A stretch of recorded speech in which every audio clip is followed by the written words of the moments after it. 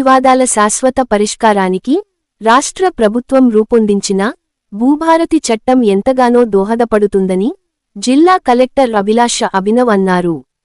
భూభారతి నూతన ఆర్ఓఆర్ చట్టంపై అవగాహన కల్పించేందుకు గురువారం నిర్మల్ గ్రామీణ మండలం న్యూ పోచం పాడ్ రైతు వేదికలో నిర్వహించిన అవగాహనా సదస్సులో కలెక్టర్ పాల్గొని మాట్లాడారు.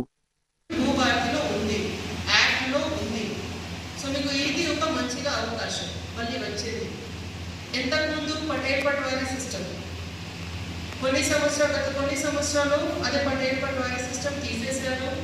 విఓఏ విఆర్ఎస్ కి వేరే డిపార్ట్మెంట్ లో ఎక్కించారు.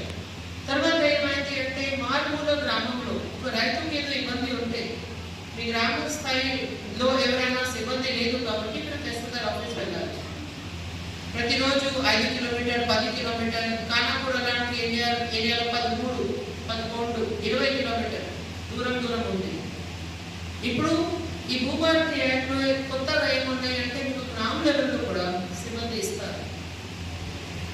ఇంతకుముందు కొన్ని విషయంలో మీ దగ్గర ఆయన కారణం తెలియదు, కానీ జనరల్గా మనం గమనించిన వాళ్ళు చెప్తున్నాను.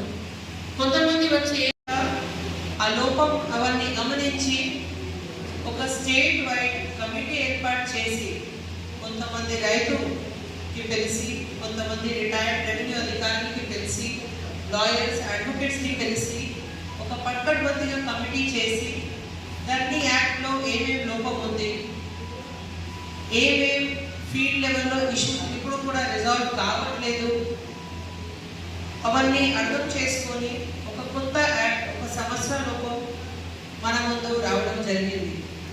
ఒక సంవత్సరంలోపు ఒక యాక్ట్ రావాలి అంటే ఇది చాలా గొప్ప విషయం. మీ అందరూ ఐడియా ఉంటుంది.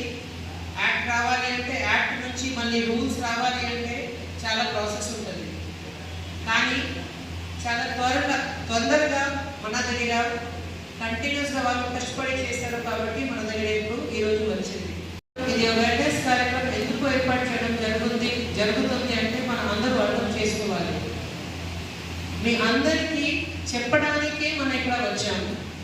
ఎందుకంటే హైదరాబాద్లో ఏదో ఇనాగరేషన్ చేసినా న్యూస్ పేపర్లో మీ అందరూ చదువుతారు కదా.